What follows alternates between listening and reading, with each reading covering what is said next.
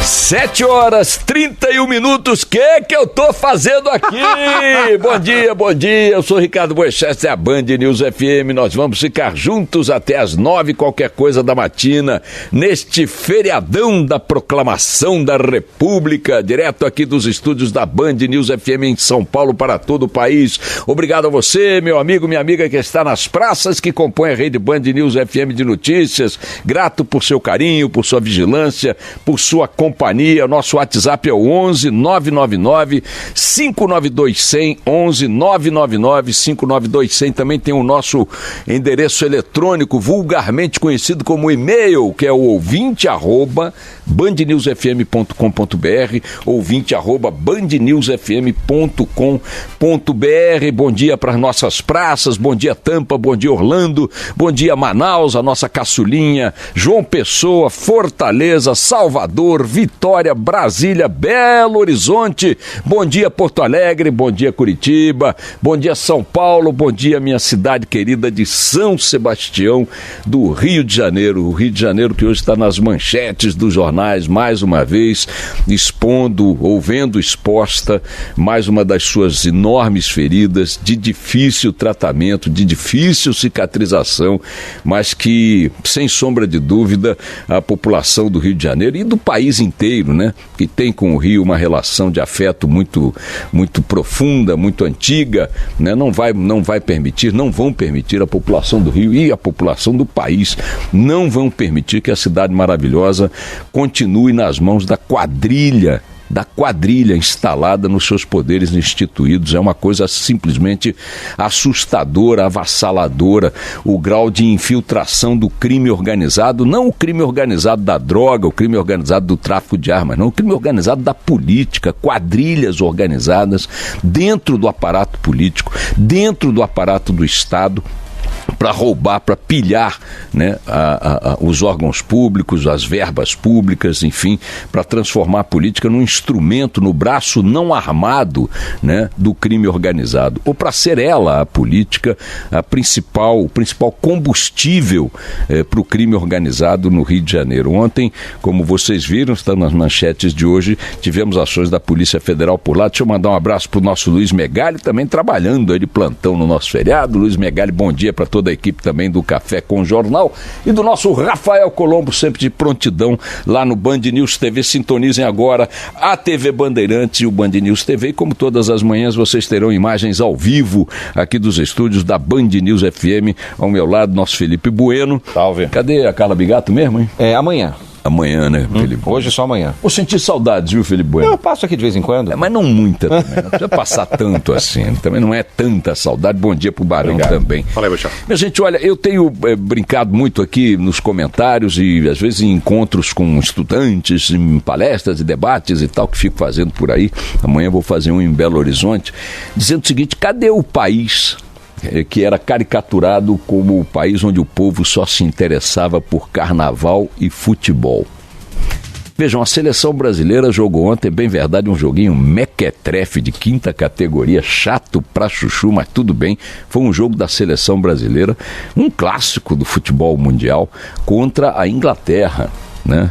No histórico estado de Wembley, né? E já enfrentamos ali jogos dificílimos, jogos memoráveis. O confronto Brasil-Inglaterra tem registros muito bacanas, são duas grandes seleções com histórias, campeonatos mundiais e tudo mais. Cadê o jogo da seleção brasileira na primeira página dos jornais hoje? Para não dizer que não tem um único registro, o Globo fez uma pequenina foto no canto inferior direito de sua primeira página para registrar o empate de ontem, que ele chama de empate sem graça.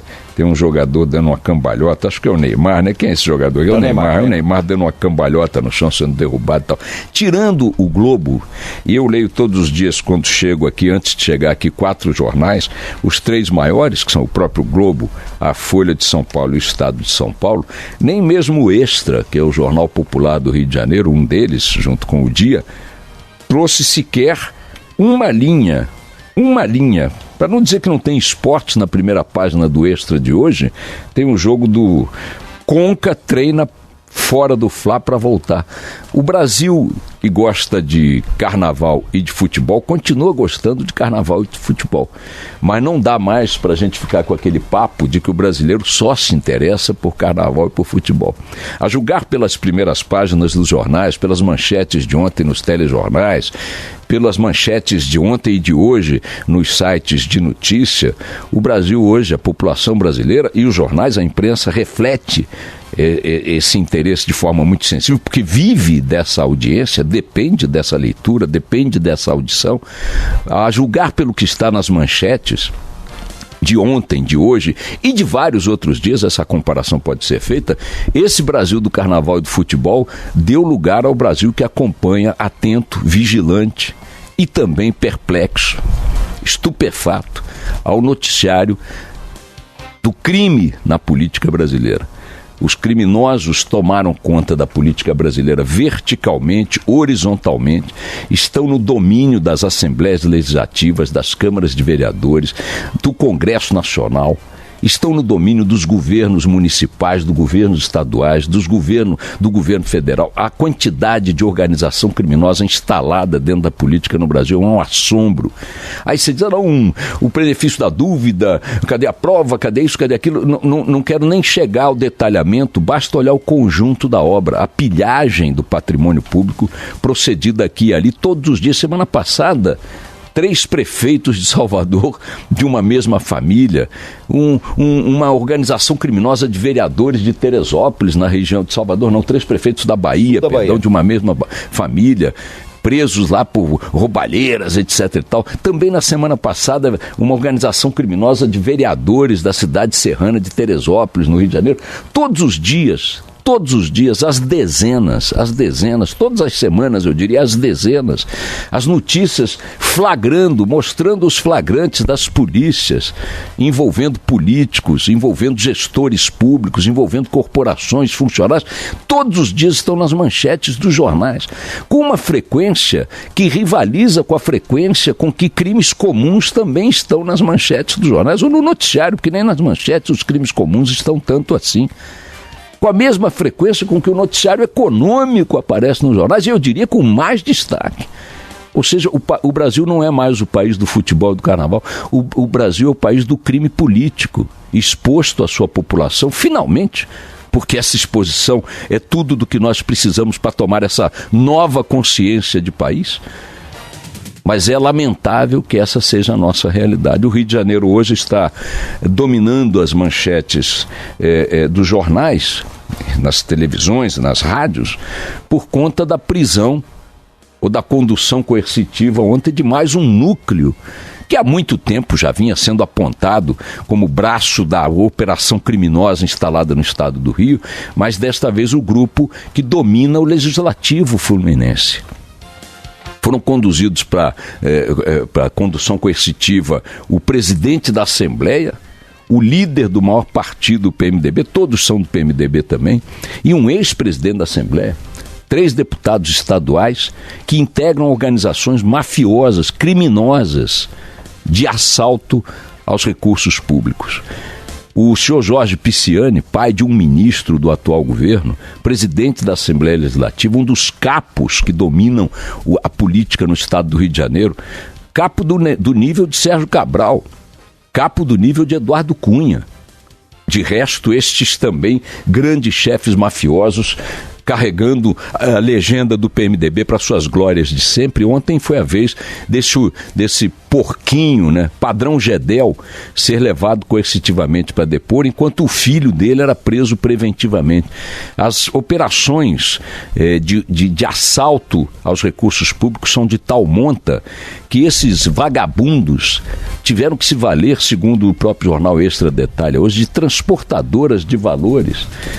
Tal a soma de grana que movimentavam para cima e para baixo. O álibi, sempre eles têm álibis, é de que eles enriqueceram vertiginosamente com atividades do agronegócio. Eu pergunto a qualquer empresário do agronegócio que possa olhar os números da evolução patrimonial desse grupo, se isso é real.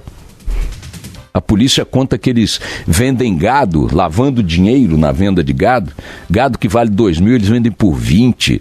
fazem operações de dissimulação, de ocultação de dinheiro, de transporte de dinheiro para cima e para baixo, numa ação escandalosa.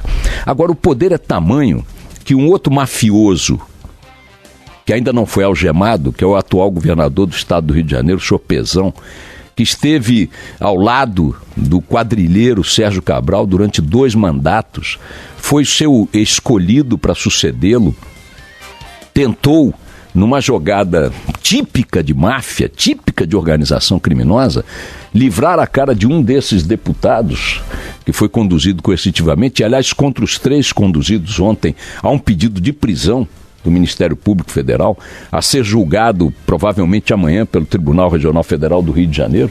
Os desembargadores lá federais vão decidir se Pisciani, Paulo Melo e o outro tal de...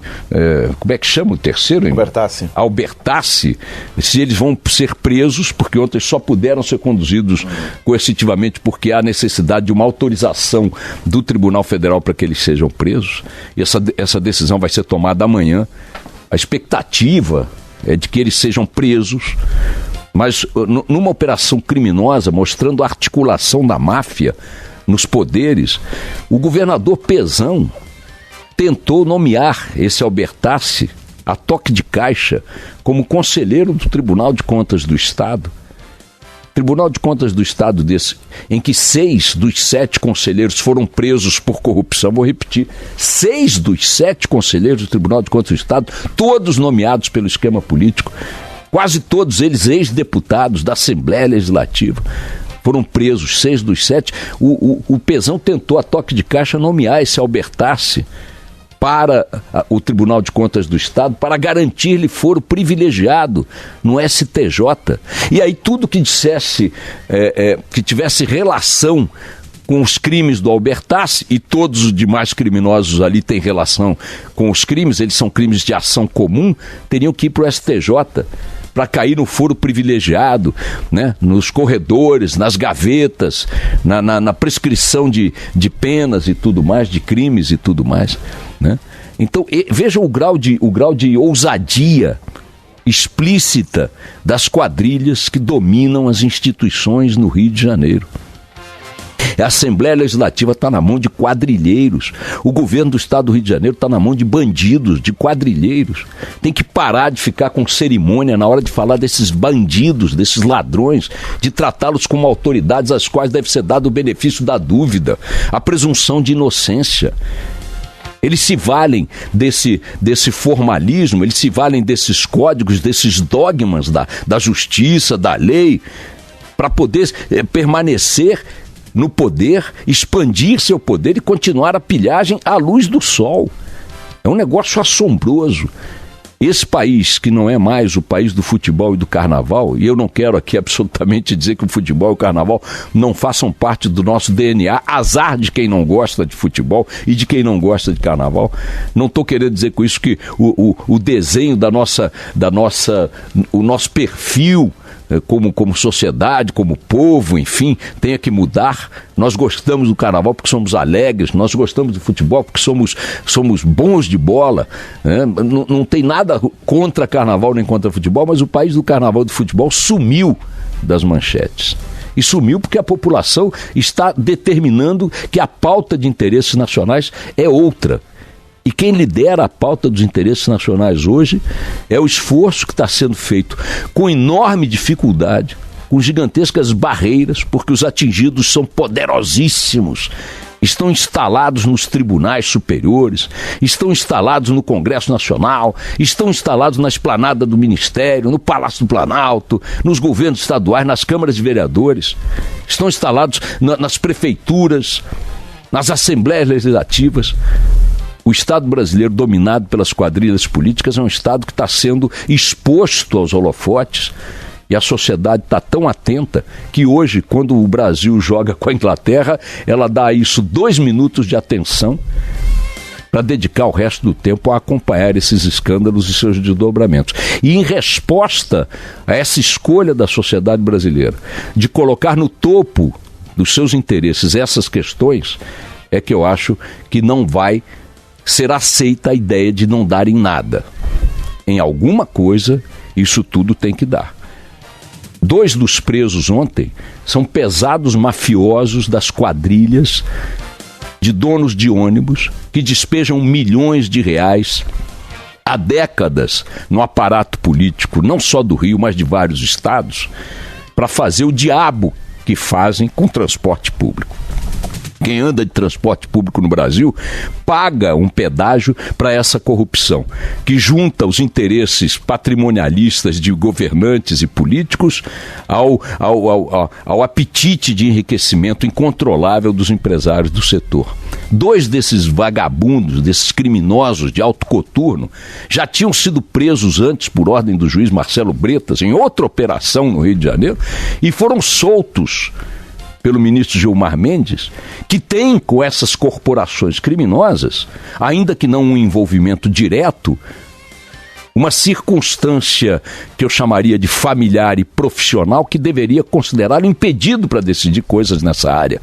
A mulher de Gilmar é atuante, advogada atuante num escritório de advocacia que trabalha para esses grupos.